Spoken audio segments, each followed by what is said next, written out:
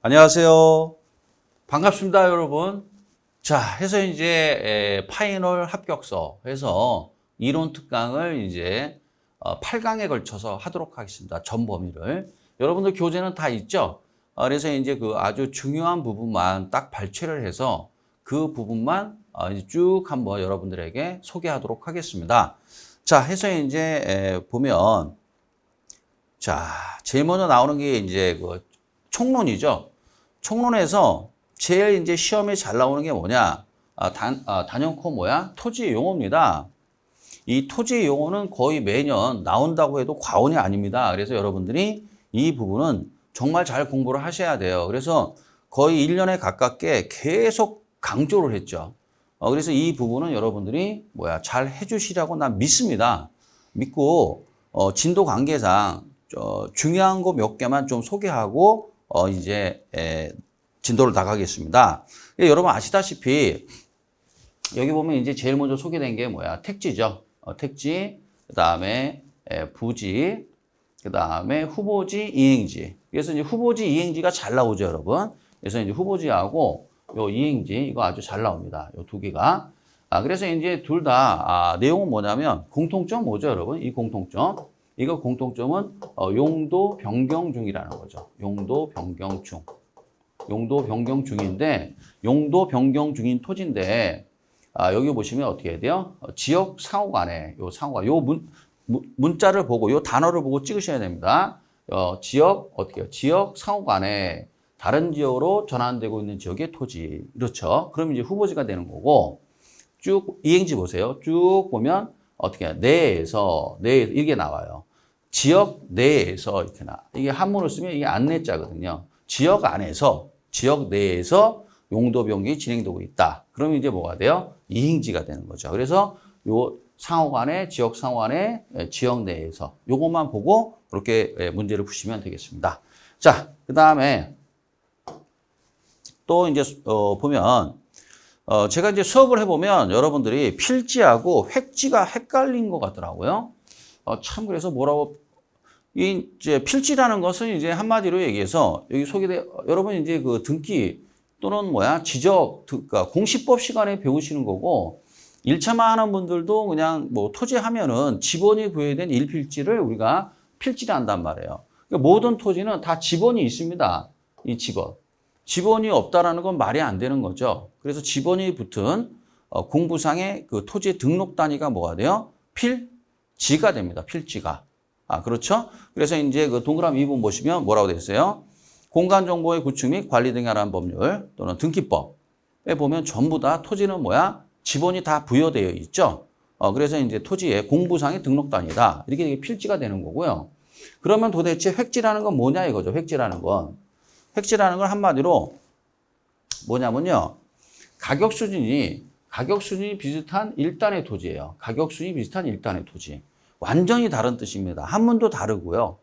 그러면 이제 이 획지라는 게 뭐냐 좀 소개를 하시면 예를 들어서 여기가 이제 도로가 이렇게 있답니다. 도로가 이렇게 있는데 여기가 한 필지란 말이에요. 예를 들어서 이게 여기가 이제 역삼동 여기 예를 들어 강남구 역삼동 지번 100번이다 라고 합시다. 그럼 이건 한 필지가 되는 거죠. 그런데 도로와 가까운 앞부분과 그다음 뒷부분이 이렇게 가격이 다를 수가 있단 말이죠. 가격이. 그럼 가격이 다를 수 있으면 어떻게 해야 돼요?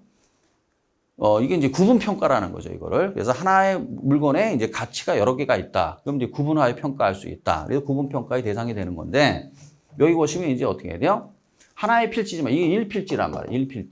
1필지지만 어떻게 해야 돼요? 가격 수준이 비슷한 일단의 토지니까 요만큼하고 그다음 요만큼이 가격이 같죠. 그럼 각각을 우리가 뭐라 해요? 각각을 우리가 하나의 획지를 한단 말이죠. 그러니까 따라서 한 필지 내에 여러 개의 획지가 있을 수도 있고요. 있을 수가 있습니다. 이렇게 또는 여러 개의 필지가 하나의 획지가 될 수도 있고 이렇게 개념이 이제 다른 거죠. 그러니까 따라서 개념이 다르기 때문에 이걸 잘 구별하셔야 돼요. 다시 한번 획지라는 건 가격 수준이 비슷한 일단의 토지고 필지라는 건 뭐예요? 지번이 부여된 한 필지. 그렇죠? 등록 단위, 공부상의 등록 단위. 이렇게 잘 정리를 하셔야 됩니다. 자, 그 다음에 또 뭐가 나오냐면 이제 여러분들 이제 나지가 있죠. 나지하고 건부지가 있는데 이 나지라는 건 뭐냐면요, 여러분들 한마디로 이제 우리 뭐 배웠습니까? 나지라는 것은 우리가 표준지 공시지가 배웠잖아요. 그렇죠? 그래서 우리가 전국에 이제 수업 시간에 다 이제 공부가 됐으니까 전국에 이제 3,500만 필지가 있는데 그 중에서 56만 필지만 표준지를 선정을 했죠. 그 다음에 이제 국토부 장관이 2 이상의 감정평가법인들에게 감정평가 의뢰를 합니다. 아시다시피 공시 기준일은 뭐야? 1월 1일. 근데 그때 평가를 할 때 그 표준지를 나지 상정 평가란 말이에요. 그러니까 나지라고 어떻게 조건을 달고 평가를 합니다. 나지라는 건 뭐죠? 자, 토지에 건물이나 그 밖에 정착물이 없고, 다시 말하면 택지인데 건물이 없다라는 거죠. 있어도 없다라고 조건을 다는 겁니다. 지상권 등 토지의 사용 수익을 제한하는 사법상의 권리가 설정되어 있지 아니한 토지라고 되어 있잖아요. 그러니까 나지라는 건 뭐예요? 한마디로 얘기해서 택지인데 건물이 있다 없다? 없다. 그 다음에 뭐예요? 자, 사법상의 제한이죠. 제한물권 얘기하죠. 사법상의 제한은 어떻게 돼요? 없다라고 판단하는 거예요. 그러니까 모든 평가가 지금 모든 평가가 평가를 할 때 사법상의 제한, 예를 들어 지상권 또는 전세권 이런 것이 이제 뭐예요? 설정돼 있을 수 있지 않습니까? 없다고, 그것이 없다고 조건을 달고 평가합니다. 지금 현재 대부분의 감정평가는 평가를 할 때 사적 제한을 고려하지 않습니다. 그러나 공법상의 제한은 뭐야? 고려하는 거죠. 공법상의 제한은 고려합니다. 이거 시험에 그래서 이 내용이 아주 여러 번 나왔어요. 이거 조심하셔야 돼요. 그러니까 따라서 나지하면 어떻게 해야 돼요? 사법상의 제한은 없습니다. 고려하지 않습니다. 설사 있다고 할지라도 없다라고 가정하고 평가해요. 그러나 공법상의 제한은 고려한다. 이렇게 해야 됩니다. 요 중요한 거. 공법상의 제한은 고려한다라는 거. 이걸 잘 아셔야 되는 겁니다. 그거 당연한 거죠. 토지를 할지라도 여기 A 토지가 있고 여기가 B 토지가 있는데 예를 들어서 이 A 토지는 뭡니까? 예를 들어서 뭐 일반 상업지역이다. 그렇죠? 요거는 중심 상업지역이다. 그럼 어디가 땅값이 비쌉니까? 여기 훨씬 비싸죠. 그러니까 이게 중심 상업지역이다. 또는 일반 상업지역이다. 용도지역이잖아요. 공법상의 제한이죠. 당연히 공법상의 제한은 고려하는 겁니다. 이렇게 알고 계시고요. 자, 그 다음에 자, 쉬운 거는 좀 넘어가겠습니다. 그 다음에 이제 좀 가서 이제 또 뭐가 나오느냐? 이제 여러분들이 요거 하나 아셔야 돼. 1단지라는 게 있습니다. 1단지. 1단지라는 게 뭐냐면 이게 감정평가상의 용어입니다. 이게 조심하셔야 돼. 그래서 표준지 공시지가 조사 평가 기준에 나오는 단어입니다. 이 용어인데 1단지라는 게 뭐냐? 불가분의 관계가 있는 2필지 이상의 1단의 토지입니다. 다시 한번 용도상 불가분의 관계가 있는 2필지 이상의 1단의 토지를 1단지라고 그래요. 예컨대 이제 이런 얘기입니다. 여기 보시면 여기 아파트 한 동이 이렇게 있습니다. 아파트 한 동이 있는데 여기 보면 토지가 이렇게 예를 들어서 여기는 지번이 100이고 여기는 지번이 101이다. 그럼 2필지를 깔고 있지 않습니까? 건물 한 동이 2필지를 깔고 있죠.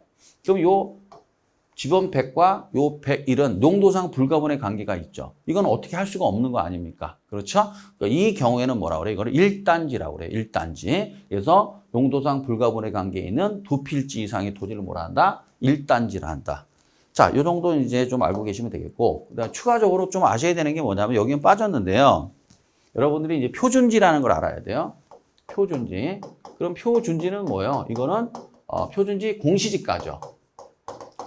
표준지 공시지가. 그러니까 따라서 이거는 이제 원래는 이게 뭐야? 표준지 선정 및 관리 지침이라는 게 있습니다. 국토부 훈령에. 그래서 이제 56만 필지를 딱 선정해 놨죠. 그래서 이 표준지에 대해서 지가를 공시하는 거죠. 그래서 이제 표준지 나오면 뭐가 나와야 돼요? 지가 공시. 이게 나와야 돼요. 표준지는. 그런데 요거와 또 대비되는 게 표본지라는 게 있습니다. 표본지. 이 다른 말입니다. 완전히. 이 표본지는 뭐냐면 지가 변동률 조사 산정하는 기준이라고 있습니다. 그래서 이거는 표본지는 뭐와 관련된 거냐? 요거는 지가 변동률과 하는 거예요. 지가 변동률. 따라서 지가 변동률을 국토부 장관이 이제 조사 발표하게 돼 있는데 그때 그 기준이 되는 토지가 뭐야? 표본지가 되는 거고, 그 다음에 표준지는 공시지가입니다. 그래서 표준지 나오면 뭐가 나와야 돼요? 지가 공시 또는 공시지가. 표본지가 나오면 뭐가 나와야 돼요? 지가 변동률 이게 나와야 됩니다. 그러니까 완전히 다른 말입니다. 완전히. 그리고 그 근거법규도 완전히 다른 내용이 되겠습니다. 그래서 이제 제가 이렇게 토지의 용어를 간단히 설명을 했는데 이렇게 이제 정리를 잘 하시기 바랍니다. 자, 그 다음에 이제 두 번째 나오는 게 또 뭐냐면 주택 용어입니다. 이 주택 용어는 이제 계속 나오고 있습니다, 이게. 그래서 이게 1차만 하는 분들이 참 그렇긴 할 텐데 일단 2차까지 하시는 분들은 이제 건축법 시간에 이제 이게 다 배우는 거죠. 그래서 건축법 시간에 보면 건축법 시행령 별표 위에 있는 용도별 건축물의 종류입니다, 이게. 그렇죠? 그래서 단독 하면 뭐가 나와야 돼요? 단독 주택 하면 단독, 그다음에 다중, 그다음에 뭐야? 다가구. 그렇죠? 외울 때 이렇게 외우라 하지 않습니까? 중가구. 이렇게 이랬죠. 중가구. 중가구 나오면 이건 뭡니까? 아, 단독이구나. 이렇게 되는 거죠. 그래서 이제 이 단독과 이 다중과 다가구의 이제 이 내용은 뭐냐? 한마디로 얘기하면은 다중과 다가구는 어떻게 해야 돼요? 다 단독 주택에 이제 속하는 거죠. 그런데 이제 다중은 뭐냐? 여기 보면 키워드가 학생 또는 직장인 등이 장기간 거주할 수 있는 구조이면서 두 번째, 독립된 주거 형태를 갖추지 않은 것. 이게 키워드입니다. 이게. 그럼 이건 다중주택이에요. 그러면 독립된 주거의 형태를 갖추지 않았다라는 건 뭐냐면 이런 얘기예요. 욕실은 있으나 뭐요? 취사시설은 없다라는 거예요. 이게 이 뜻입니다. 그러니까 욕실은 있으나 취사시설은 있으면 안 된다는 얘기죠. 그래서 이거를 독립된 주거 형태를 갖추지 않은 것이라고 표현하는 겁니다. 이렇게. 그 다음에 이제 그러면 이게 다중만이 갖고 있는 특징이에요. 그래서 요 문구가 나오면 이거는 다중주택이 되는 겁니다. 그 다음에 다중과 다가구의 공통점은 뭐냐? 단독주택이라는 거죠. 단독주택에 이제 해당이 되는 건데 공통점이 뭐냐? 또 하나가 결론이 이겁니다. 공통점은 둘 다 다중, 다가구 둘 다 어떻게 해야 돼요? 보시면 660 그 주택으로 쓰이는 바닥 면적 합계가 660 여기 나오죠. 660 이하라는 얘기예요. 다중이 됐든 다가구이 됐든 얼마 이하다? 660 이하. 이건 공통점이에요. 이건 공통점이 단독이다. 그 다음에 주택으로 쓰이는 바닥 면적 합계가 660제곱미터 이하이다. 그 다음에 또 공통점이 뭐예요? 3계층 이하이다. 몇 계층이야? 3계층 이하. 이게 공통점이에요. 그 다음에 다가구는 이제 이렇게 됐습니다. 그 다음에 다가구의 경우는 이제 뭐야? 19세대 이하가 돼야 됩니다. 19세대 이하. 자, 그래서 이제 다중과 다가구의 공통점과 차이점을 아셔야 돼요. 지금 방금 설명해 드렸고. 자, 그 다음에 뭐로 가는 거냐? 이제 공동주택이죠. 공동주택은 이제 어떻게 아파트 연립 다세대가 되는 거 아닙니까? 그래서 이제 이것도 잘 보면 아파트는 이제 5계층 이상이면 아파트가 되는 거고 연립과 다세대는 4계층 이하입니다. 4계층 이하. 그런데 이제 그 주택으로 쓰이는 바닥 면적 합계가 660제곱미터를 초과하면 이건 뭐야? 연립이고 그다음에 660 이하이면 뭐야? 다세대가 되는 겁니다. 그래서 이렇게 구별을 하셔야 되는 겁니다. 그래서 이제 자꾸만 시험에 뭐가 나오냐면 이게 구체적으로 물어봅니다. 이게 구체적으로 이제 그 법 조문이 이렇게 나오는 게 아니라 실제 사례를 주어집니다. 실제 사례를 주어지고 그리고 이제 뭐야? 해당되는 게 뭐냐? 이렇게 나온단 말이죠. 그래서 이제 우리가 작년에 정답이 뭐였습니까, 여러분? 타세대 주택이었어요. 이렇게. 예, 그래서 이 내용을 좀 여러분 기출문제 다 풀고 하시니까 내용을 잘 파악을 하셔야 되는 겁니다. 좋습니다. 자, 그 다음에 이제 또 용어가 뭐가 있냐면 이 준주택이라는 게 있단 말이에요. 주택법상 용어죠. 준주택이니까 말 그대로예요. 말 그대로입니다. 준주택이니까 자, 준자가 붙었잖아요. 그러니까 어떻게 돼요? 주택 외의 건축물 이렇게 나오잖아요. 주택이 아니란 얘기죠. 단독과 공동주택이 아니란 얘기예요. 그 건축물과 그 부속 토지로서 무엇으로 이용되고 있다? 주거시설로 이용 가능한 시설 등을 말한다. 이렇게 돼 있잖아요. 그러니까 따라서 한마디로 얘기하면 단독이나 공동이 아닌데 공동주택이 아닌데 주거시설로 이용 가능하다. 이런 뜻입니다. 그래서 준주택이다. 그래서 딱 네 가지가 속해 있습니다. 어떻게 제일 먼저 나온 게 뭡니까? 기숙사, 그 다음 다중생활시설. 다중생활시설이 뭡니까? 바로 고시원 얘기하는 거예요. 그다음에 노인복지주택, 오피스텔 얘기하는 겁니다. 오피스텔이 뭡니까? 주거용 오피스텔 얘기하는 거예요. 자, 요 네 가지 잘 아셔야 돼요. 그래서 기숙사, 다중생활시설, 노인복지주택, 오피스텔. 그래서 그러니까 우리가 이제 감정평가사 시험이 있습니다. 감정평가사 시험에 이제 부동산학 원론이라고 있습니다.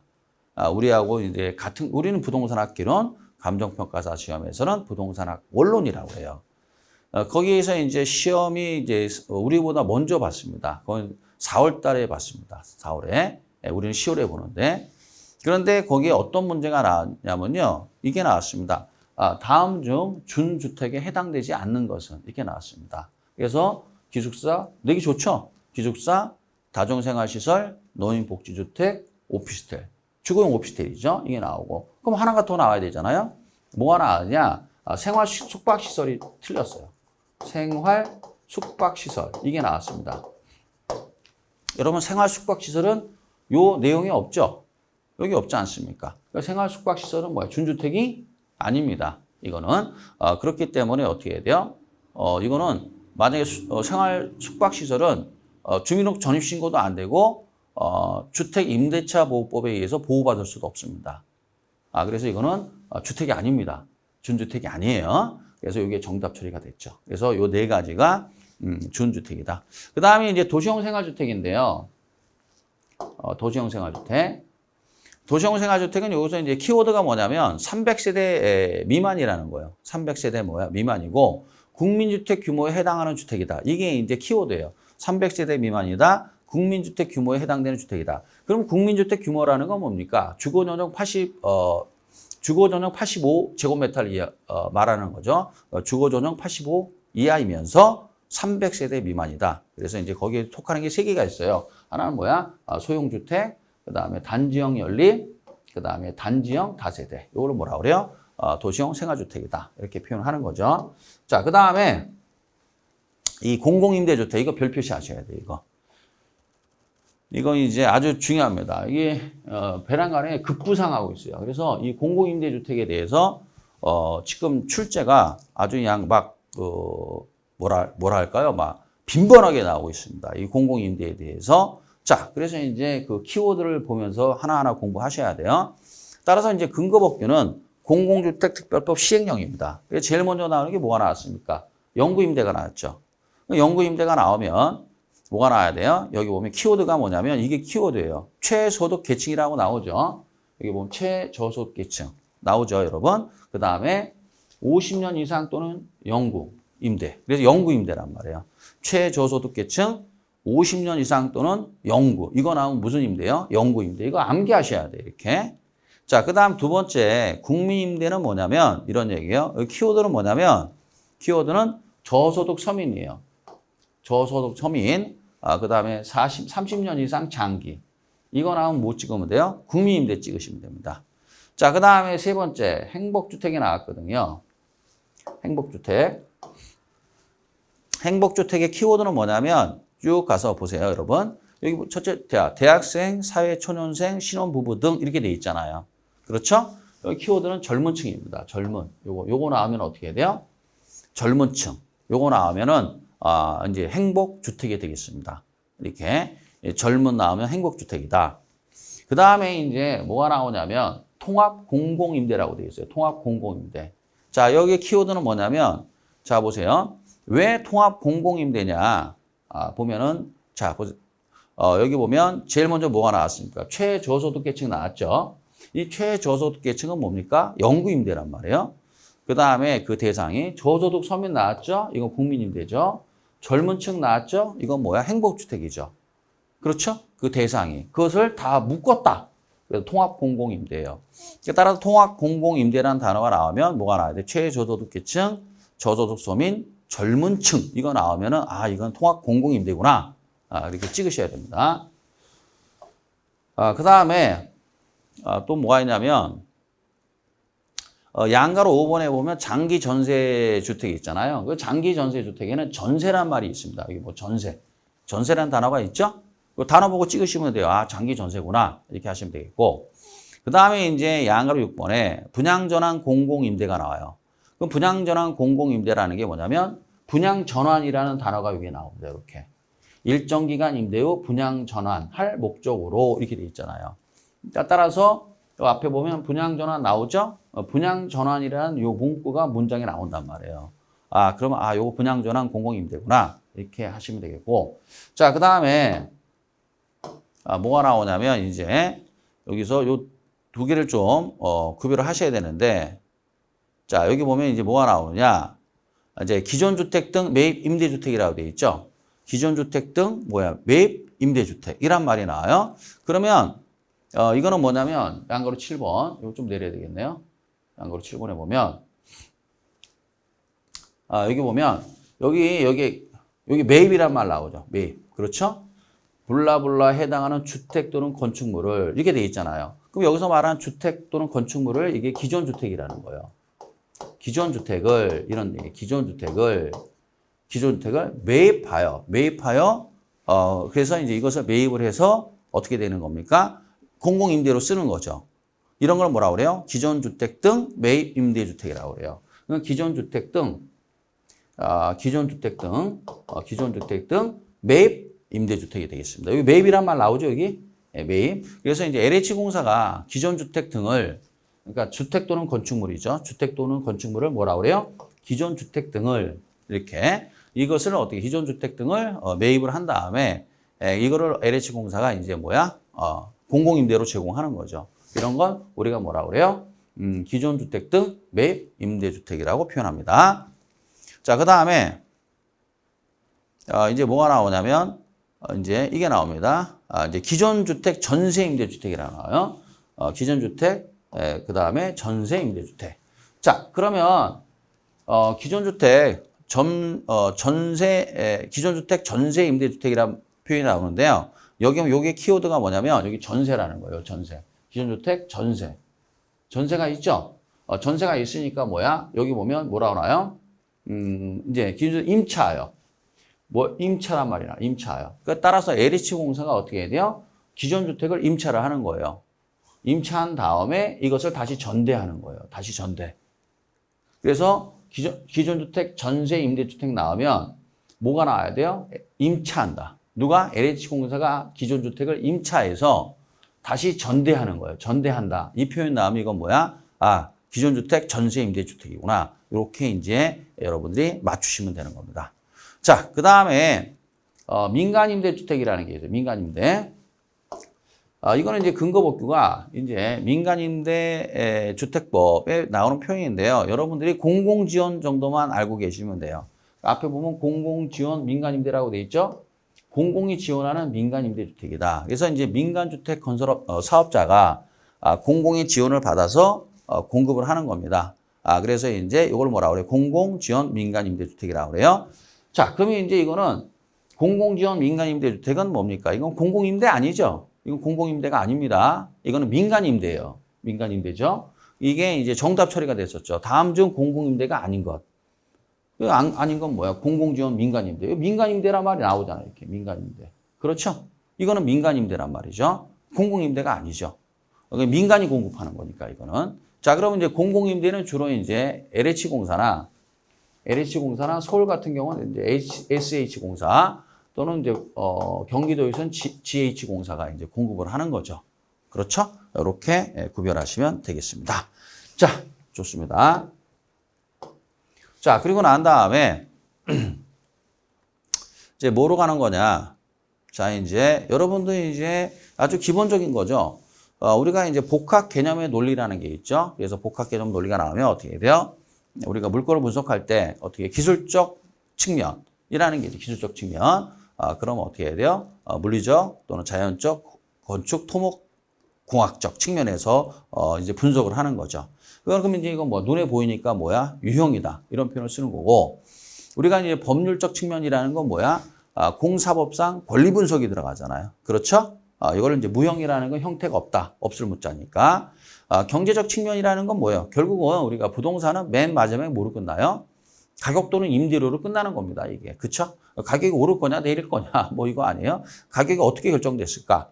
이런 측면에 접근을 하는 거죠. 근데 이 경제는 결국 시장이니까 시장은 수요와 공급이라는 거죠. 어차피 수요와 공급에 의해서 가격 또는 임대료가 결정되기 때문에 그렇습니다. 이걸 이제 우리가 복합 개념이라는 표현을 쓰는 거고, 역시 이제 무형이죠. 그러니까 따라서 법률적과 경제적은 어떻게 해야 돼요? 눈에 보이지 않습니다. 그래서 무형이라는 표현을 쓰는 거고, 기술적 측면은 뭐야? 유형, 눈에 보인다. 그러니까 유형이라는 표현을 쓰는 거죠. 자, 됐고요. 그 다음에 이제 이 복합 개념하고 이제 복합 개념의 부동산이에요. 이 복합 개념의 부동산은 여러분들이 이게 나이도 하루 잘 냅니다. 그래서 정의를 내리셔야 돼요. 그래서 이제 제일 먼저 나오는 게 기술적 개념의 부동산이잖아요. 기술적 개념의 부동산 하면 뭐가 나와야 돼요? 자연, 공간, 위치, 환경, 자공, 위환 이렇게 외우라고 그랬죠. 그 다음에 경제적 개념의 부동산은 어떻게 해야 돼요? 생소한 상품이다. 3번에서. 그래서 생산 요소, 소비재, 상품, 자산, 자본은 경제적 개념의 부동산이고, 그 다음에 법률적 개념의 부동산은 뭐야? 협의 또는 좁은 뜻, 민법상의 부동산, 토지 및 그 정착물, 그 다음에 광의 넓은 뜻의 부동산 하면 이제 뭐야? 협의의 부동산에다가 중부동산까지 합친 거죠. 요거는 이제 뒷부분에서 여기 중요합니다. 이 세 가지 중에 제일 중요한 게 뭐야? 이게 제일 중요한 겁니다. 이게. 근데 요 부분이 제일 중요하기 때문에 뒷부분에 뺐습니다. 뒷부분에서 볼게요. 자, 그 다음에 이제 용어를 조심하셔야 되는데 이 복합부동산하고 이걸 이제 구별하셔야 돼요. 좀 할게요. 여기 보면 복합부동산하고 이 복합 개념의 부동산은 완전히 다른 말입니다, 여러분. 그래서 우리가 이제 마음이 급하잖아요. 시험 이제 빨리 어떻게 합격하고 싶으니까 마음이 급해가지고 이제 단어를 보고 변별력이 떨어진단 말이죠. 그러면 안 되거든요. 이게 난이도 하에 속하는 거기 때문에 꼭 맞추셔야 돼요. 자, 그러면 복합 개념의 부동산이라는 것은 기술적, 경제적, 법률적 이렇게 들어간단 말이에요. 근데 복합 부동산이라는 그게 아니에요. 이거는 감정평가상의 용어예요. 이거는 감정평가상의 용어. 그래서 한마디로 어떻게 해야 돼요? 복합 부동산이라는 것은 나오죠, 여러분? 토지와 건물이 각각 독립된 거래 객체이면서 마치 하나로 결합된 상태로 다루어져 부동산 활동의 대상으로 삼을 때를 복합 부동산이라고 그래요. 한마디로 단독이나 다가구 얘기하는 거예요, 이거는 복합 부동산이라고 그래요. 자, 예를 들어서 이런 얘기예요, 여러분. 자, 이런 이거 다가구 주택이 있다. 이거 다가구. 그럼 다가구 주택은 당연히 뭡니까? 이건 단독 주택이에요. 이게 단독주택, 이거 등기부로 열람을 하게 되면 이제 어떻게 되어 있느냐? 이게 되어 있습니다. 등기부가 토지 등기부 따로 있고요. 그 다음에 건물 등기부 따로 있습니다. 이렇게. 그렇죠? 토지 등기부, 건물 등기부 따로따로 되어 있단 말이에요. 단독, 다가구, 다중주택은 단독주택이기 때문에 토지 등기부 따로, 건물 등기부 따로따로 되어 있어요. 이렇게. 그러면 각각 어떻게 해야 돼요? 토지는 토지대로, 건물은 건물대로 거래의 대상이 될 수가 있죠. 그렇죠?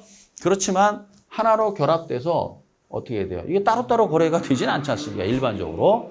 근데도 어떻게 해야 돼요? 하나로 거래가 이루어지죠. 이런 경우를 복합부동산이라고 해요. 복합부동산의 대명사가 단독이나 다가구를 얘기하는 겁니다. 근데 이제 예를 들어서 이제 이 아파트나 연립 다세대를 복합부동산을 하지 않는단 말이죠. 그럼 예를 들어서 여기 보시면 이렇게 만약에 이게 연립주택이다. 그럼 101호, 102호 뭐 이런 식으로 돼 있지 않습니까? 201호 이런 식으로. 그러면 이 101호를 보게 되면 이게 독립된 어떻게 돼요? 소유권의 대상이 되는 거 아니에요? 이게 다 세대마다 소유자가 다 다르지 않습니까? 이게. 그렇죠? 근데 보통 보면은 이제 단독은 토지하고 건물하고 소유자가 같아요. 이렇게. 같은데 이제 이게 뭡니까? 이 공동주택은 어떻게 돼요? 이 세대마다 소유자가 다 달라요. 그래서 이제 101호 같은 경우는 뭐야? 등기부를 열람하게 되면 건물 부분이 몇 제곱미터고 대지권이 어떻게 된다? 대지권이 뭐야? 뭐 예를 들어서 100분의 뭐야? 10이다. 뭐 이런 식으로 돼 있단 말이야. 등기부가. 그러면 이제 어떻게 해야 돼요? 이거는 건물 부분과 그 대지 사용권이 뭐야? 일치로 이용돼 거래된단 말이에요. 101호는 101호 이렇게 같이. 그렇죠? 이거를 복합부동산을 하지 않는단 말이에요. 이거는. 왜요? 이건 공동주택이잖아요. 구분 소유권이잖아요. 이거는. 그러니까 구분 소유권의 대상이 되는 거는 이거는 복합부동산을 하지 않고 복합부동산의 대명사가 뭐예요? 바로 이 토지와 건물이 등기부가 각각 나오는 어떻게 토지 등기부 따로 건물 등기부 따로 나오는 뭐 얘기하는 거예요? 이 단독이나 단독 중에서도 단독주택이나 다가구 주택을 우리가 복합부동산이라고 그래요. 그래서 이제 이렇게 잘 정리를 하셔야 됩니다. 그 다음에 이제 또 나오는 게 또 잘 나오는 게 이겁니다. 뭐냐면 이 표준산업 분류예요. 이게 표준산업 분류. 이게 또 잘 냅니다. 이거 별 표시하시고요. 이거 잘 알고 계셔야 돼.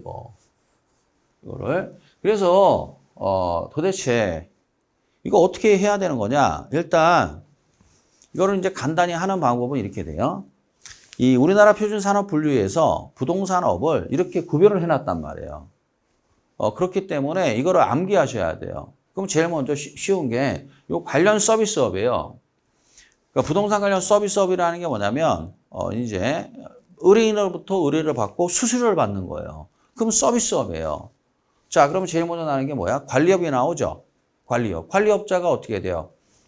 위탁을 받고 수수료 받는 거 아닙니까? 관리 수수료. 관리업, 그 다음에 중개. 그렇죠? 자문. 자문이라는 게 뭡니까? 컨설팅을 얘기하는 겁니다. 그 다음에 뭐야? 감정, 평가업. 이렇게 나눈단 말이에요. 그래서 관리업, 중개업, 컨설팅업, 자문업, 감정, 평가업. 이렇게 4개가 돼 있다면, 4개가.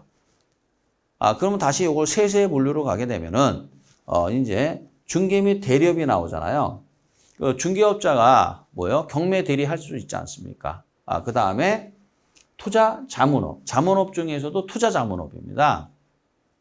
컨설팅, 투자 컨설팅. 그 다음에 감정 평가업. 이렇게 나눈다. 자, 그 다음에 이제 임대 및 공급업인데, 임대 및 공급업이잖아요. 이게 어떻게 나누는 거냐? 자, 여러분 임대인은 뭡니까? 공급자예요. 임대인은 뭐라고요? 공급자. 공급자인데 임대인은 임대라는 건 이거 기존 건물이 있는 걸 임대하는 거고 요 공급이라는 건 뭐야? 부동산을 신규로 공급한다는 거예요. 신규. 이런 뜻이에요. 의미가. 그래서 임대 및 공급업이에요. 기존 건물을 임대하는 것도 공급업이고 그 다음에 그 신규 아파트가 됐든 상가가 됐든 오피스텔이 됐든 신규로 공급하는 업이 있잖아요. 그것도 이건 공급업이란 말이죠. 공급업이 2개가 있는 거예요. 하나는 임대, 하나는 신규 공급. 그러면 임대는 그냥 임대업으로 가는 거예요. 임대업. 그럼 기존 건물을 임대를 하는 거죠. 공급하는 거죠. 근데 새로운 부동산을 신규 건물을 공급하는 자가 있잖아요. 그걸 뭐라 그래요? 개발 및 공급업이라고 그래요. 뭐란다? 개발 및 공급업. 이렇게 나누는 거죠. 어떨 때는 개발업이라 하고 어떨 땐 공급업이라고 표현할 수도 있습니다. 그래서 다시 임대 및 공급업이니까 임대업으로 가는 거고 그 다음에 개발 및 공급업 이런 식으로. 이건 신규 부동산을 공급한다는 거죠. 이게 시행자죠. 일종의 시행자. 그러니까 시행자가 어떨 땐 개발업이 될 수도 있고 어떨 땐 공급업이 될 수도 있습니다. 근데 이제 임대업 이렇게 나누시면 되겠어요. 자, 좋습니다, 여러분. 자, 그 다음에 이제 중요한 게 뭡니까? 이 법률적 개념의 부동산이라는 거죠. 지금 소개하는. 이게 이제 잘 냅니다. 여기서. 여기서 매년 낸다고는 제가 장담 못 하지만, 잘 냅니다. 잘 내는데, 그래서 이제 일단 제일 먼저 협의 또는 좁은 뜻 민법상의 부동산이죠. 그러면 이제 제일 먼저 나오는 게 뭐가 나옵니까? 좁은 뜻의 부동산. 왜 민법상의 부동산이냐? 민법에서 규정하고 있잖아. 민법 제99조 제1항에서 토지 및 그 정착물은 뭐야? 부동산이다 라고 정의를 내렸잖아요. 그래서 민법상의 부동산 또는 뭐야? 좁은 뜻의 부동산 이렇게 표현을 하는 거죠. 그 다음에 여기서 토지라는 건 뭐야? 지번이 부여된 일필지를 얘기하는 거고 자, 정착물이라는 게 뭐예요? 원래는 동산이었으나 토지와 건물의 항구적으로요. 항구적. 이게 중요한 말이에요. 만약에 일시적이다. 그럼 이건 동산입니다. 항구적으로 결합 또는 부착되어 부동산의 일부가 된 물건을 정착물이라 하죠. 이렇게. 그런데 3번에 보시면 우리 민법에서는 어떻게 해야 돼요? 정착물을 독립된 부동산으로 간주되는 것과 토지의 일부로 간주되는 것으로 나누고 있단 말이죠. 여러분들이 민법 시간에 배우셨을 거예요. 종속 정착물, 독립 정착물 해서. 그러니까 따라서 정착물은 이제 어떻게 해야 돼요? 원칙은 토지의 일부가 되는 것이 원칙인데 예외적으로 어떻게 해야 돼요? 독립된 부동산이 될 수도 있는 거죠. 그래서 이제 4번에 나오죠. 정착물 중 토지의 일부는 토지 소유권에 귀속되고 토지와 별개의 독립된 물건은 각각 소유권의 대상이므로 별개의 물건으로 취급된다. 그래서 이제 여기 보시면 여기 나오죠, 이제. 자, 보겠습니다. 여기 보시면 뭐가 나오냐?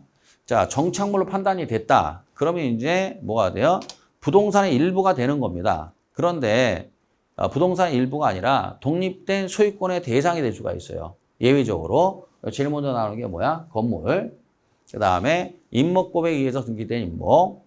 명의반복을 갖춘 수목의 집단, 미분리 과실, 농작물. 이건 뭐 여러분들 다 외우셨을 거예요. 이거 암기해야 되겠죠. 이 물건들은 어떻게 해야 돼요? 정착물이지만 부동산의 일부다. 별개의 독립된 부동산이다. 별개의 독립된 부동산이다. 그래서 이제 이건 정착물 중 독립된 물건이고 이거 아닌 건 전부 다 뭐가 돼요? 이건 토지의 일부로 되는 거죠. 그래서 우리가 결국은 어떻게 해야 돼요? 정착물도 두 개로 나누는 거죠. 토지의 일부가 되는 게 있고 독립된 물건이 있고 이렇게 나누는 겁니다. 근데 시험에는 주로 이제 뭐가 나오냐? 요게 나오죠. 요게 나온단 말이에요. 요게 나오기 때문에 요거 잘 알고 계시기 바랍니다. 알았죠? 예. 근데 이거 뭐 민법 시간에 다 하니까 뭐 간단히만 하겠습니다. 그 다음에 이게 정착물이냐 아니냐 이거 따지는데 뭐 여러분들이 뭐 맡기겠습니다. 맡기고 그 다음에 이제 좀 특이한 게 임차인 정착물이죠. 요 임차인 정착물이라는 건데 요 단어를 보면 자 임차인이 자기의 편의를 위해 설치한 물건이라고 되어 있죠. 뭐 간판이라든가 또는 뭐야 블라인드 이런 게 있을 수 있지 않습니까? 근데 이건 임차인 정착물이라 하는데 이건 정착물이 아닙니다. 이건 표현은 임차인 정착물이라 하지만 뭐로 취급된다? 동사로 취급된다. 그래서 이제 임차인 세입자가 상가를 이제 뭐야 임차를 해서 자기가 임차 기간 동안에 사용 수익을 하지 않습니까? 그 상가를. 그럼 거기 인테리어도 하고 간판도 달고 했을 거 아닙니까? 근데 계약이 해지가 됐다 이거죠. 그럼 계약이 해지되면 어떻게 해야 돼요? 거기 있는 간판, 그 다음에 뭡니까? 블라인드, 선반 이런 게 있을 수 있지 않습니까? 그렇죠? 그건 정착물 아닙니다. 임차인이 설치한 거잖아요. 그러니까 임차인 이게 정착물이라 하고 동산이기 때문에 원상 회복 다 뜯어가야 되는 겁니다. 임차인이. 계약이 해지됐으니까요. 그거는 집주인이 다 붙여놓은 거 아니잖아요. 임차인이 한 거기 때문에 임차인이 그걸 다 원상 회복해서 다 뜯어내야 되는 거죠. 그러니까 이제 그 철거 비용도 만만치 않죠, 여러분. 장사하다가 잘못되면은 그 철거 비용도 만만치 않습니다. 자, 어찌됐건 간에 이러한 것들을 우리가 뭐야? 임차인 정착물이라고 뭐로 취급한다? 동산이다. 정착물 아닙니다. 근데 정착물이라는 단어가 들어가서 정착물이다. 그러면 안 돼요. 자, 그렇습니다. 그 다음에 이제 이게 또 이거죠. 자, 뭐 어려운 게 아니에요. 보세요. 판잣집 또는 컨테이너 박스, 가식된 수목 나왔죠. 비닐하우스 이거 나왔잖아요. 이게 가식이라는 게 뭐냐면 가짜에다 심을 식자예요. 임시로 심었다 이거. 임시로 심은 나무 이거 얘기예요. 전부 다 이 내용들을 보면 이건 뭐야? 일시적이죠. 일시적으로 토지에 부착된 거죠. 그래서 일시적이잖아요. 일시적. 그래서 이거는 뭐야? 동산이다. 그래서 이제 시험에 이게 나왔죠. 이게 가식된 수목. 이게 이제 작년에 나온 거죠. 이게 이거 일시적이잖아요. 임시로 심어놨으니까. 근데 만약에 이게 항구적이다. 그러면 이거 어떻게 해야 돼요? 정착물이에요. 근데 이거는 이제 일시적이니까 뭐로 한다? 동산이다. 이렇게 되는 거죠. 자, 그 다음에 이제 준부동산이 나왔는데요. 준부동산은 이제 뭐가 되냐면, 이제, 그러니까 말 그대로 여러분, 부동산이 아닌데 부동산처럼 취급하겠다. 이런 뜻이죠. 준자가 붙었다라는 건, 마치 뭐뭐처럼 취급하겠다. 이런 뜻이에요. 그래서 부동산처럼 취급하겠다. 이런 뜻이에요. 그래서 부동산과 유사한 공시 방법을 갖춤으로써 그러니까 부동산은 어떻게 해야 돼요? 이 소유권 이전을 하기 위해서는 부동산 등기법에 의해서 어떻게 해야 돼요? 등기를 해야죠. 뭐 전세권 설정 계약도 그렇고 저당권 설정 계약도 그렇고 어떻게 해야 돼요? 등기를 해야 되는 겁니다. 부동산 등기법에 의해서. 그런데 그 부동산 등기법에 의해서 등기하는 것처럼 비슷하게 공시 방법을 갖춰주겠다 이거예요. 그래서 부동산에 준하여 취급하는 보세요. 동산이나 동산과 부동산의 결합물이라고 되어 있잖아요. 그죠? 토지 및 그 정착물이 그러니까 토지 및 정착물이 쉽게 말하면 토지 및 정착물이 아닌데 마치 부동산처럼 공시 방법을 갖춰서 부동산처럼 법률 효과가 나타나게끔 하는 물건들이죠. 이걸 우리가 뭐라 그래요? 준부동산 의제 부동산이다. 이렇게 얘기하는 거죠. 그럼 이제 여기 보면 나오죠, 여러분. 자, 보세요. 자, 그럼 임목법에 의해 등기된 뭐야? 임목. 여러분, 이거 나왔죠? 그러니까 따라서 임목법에 의해서 등기된 임목. 그러면 이건 어떻게 해야 돼요? 부동산처럼 취급돼서 어떻게 해야 돼요? 공시합니다. 임목법에 의해서 공시하고 마치 부동산처럼 그리고 뭐 등기합니다. 이렇게 등기하면 이건 뭐가 돼요? 의제 부동산, 준부동산이 돼서 어떻게 됩니까? 저당권의 대상이 될 수가 있습니다. 이렇게 되면 저당권은 이제 여러분 아시다시피 저당권이나 근저당권은 부동산만이 이제 대상이 되는 거죠. 동산은 할 수 없죠. 그렇지만 임목법에 의해서 등기해 버리면은 마치 부동산처럼 공시 방법을 갖췄기 때문에 저당권의 대상이 될 수 있다. 그다음에 공장 및 광업재단 저당법에 의해 등기된 뭐야?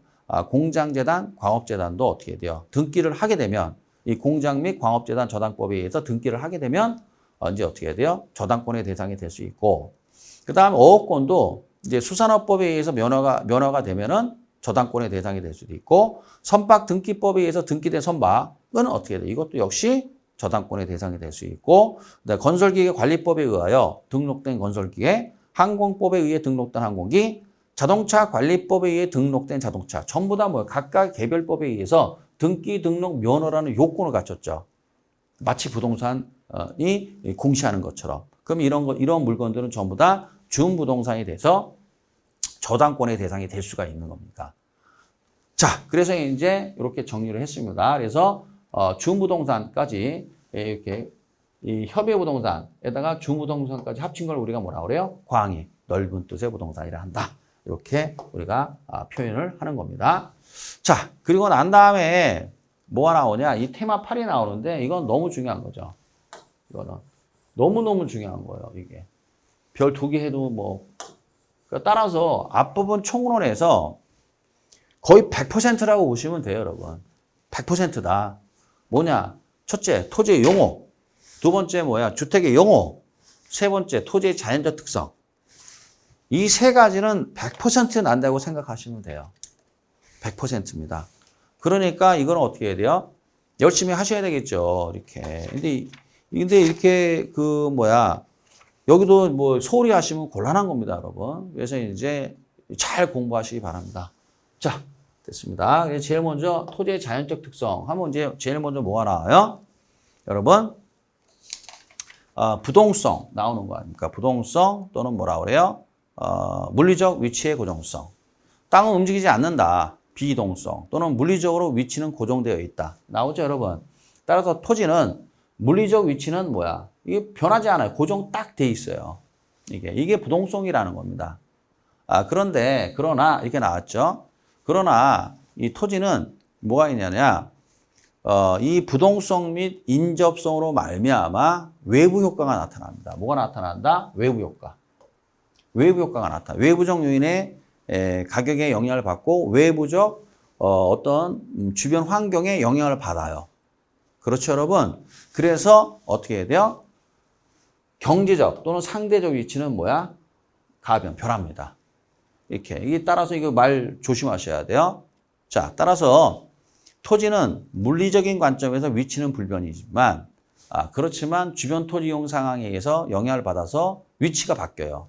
그 위치는 무슨 위치라고 그래요? 경제적, 상대적 위치라 하죠. 이거는 변한단 말이죠. 그래서 물리적 위치는 불변이지만 부동성, 그러나 주변 토지 이용 상황이 바뀌면 경제적 위치, 상대적 위치는 얼마든지 변한다. 그러니까 우리가 따라서 부동산에서 위치라는 건 이거 얘기해요. 이걸 얘기하는 게 아니라 우리가 흔히 이야기하는 위치는 이거 얘기하는 겁니다. 주변 토지 이용 상황에서 결정되는 위치를 얘기하는 거죠. 자, 그 다음에 이 부동성으로 말미암아 뭐가 되는 거냐? 자, 여기 와서 인접성과 더불어 이렇게 돼 있죠. 인접성과 더불어 외부적 요인의 영향을 받는 걸 뭐라고 그래요? 이게 외부 효과가 나타난단 말이에요. 그럼 외부 요인이 어떻게 돼요? 긍정적으로 영향을 미칠 수도 있고 부정적으로 영향을 미칠 수도 있어요. 부정적인 걸 뭐라고 그래요? 부의 외부 효과라 하죠. 뭐라 한다? 부의 외부 효과. 그래서 뭐가 발생한다? 경제적 감가가 발생한다. 경제적 감가가. 그래서 이제 우리가 이런 외부 요인을 분석을 해야 된단 말이에요. 왜요? 이 외부적 요인이 이제 땅값에 또는 대상 부동산 땅값에 또는 어떤 행위에 이용 상황에 영향을 미치기 때문에 분석을 해야 돼. 이걸 무슨 분석이라고 그래요? 지역 분석의 근거가 된다. 이렇게 되는 거죠. 자, 정리하면 자, 부동성 및 인접성으로 말미암아 외부 효과가 나타난다. 그런데 정의 외부 효과만 나타날 뿐만 아니라 부의 외부 효과도 발생할 수 있다. 그럼 이런 걸 분석을 해야 되겠죠? 이걸 무슨 분석이라고 그래요? 지역 분석이라 한다. 그래서 만약에 부의 외부 효과가 발생하면 경제적 감가가 발생할 수 있다. 이렇게 되는 거죠. 자, 그 다음에 이제 이 부동산이 움직이지 않기 때문에 수요 공급이 이동할 수가 없어요. 수요 공급도 이동을 못 합니다. 그래서 부동산 시장은 지역적이고 국지적이다. 이렇게 되는 거고, 그다음 움직이지 않으니까 어떻게 해야 돼요? 우리가 분석을 하기 위해서는 현장 조사가 필수죠. 그 현장 조사를 우리가 뭐라 그래요? 임장 활동이다. 이야기하는 거고, 이게 아주 가장 기본적인 내용입니다. 이게 부동성에 있어서. 따라서 이거를 잘 여러분 거로 정리하시기 바랍니다. 자, 그래서 이제 일단 제가 부동성까지는 설명을 했습니다. 그래서 이게 너무 많이 수업을 하면 또 여러분들 지치니까 일단 여기까지 부동성까지 설명을 하고요. 그 다음에 용적성서부터는 내가 다음 시간에 또 설명하도록 하겠습니다. 여러분 잠시 쉬었다 보도록 하겠습니다.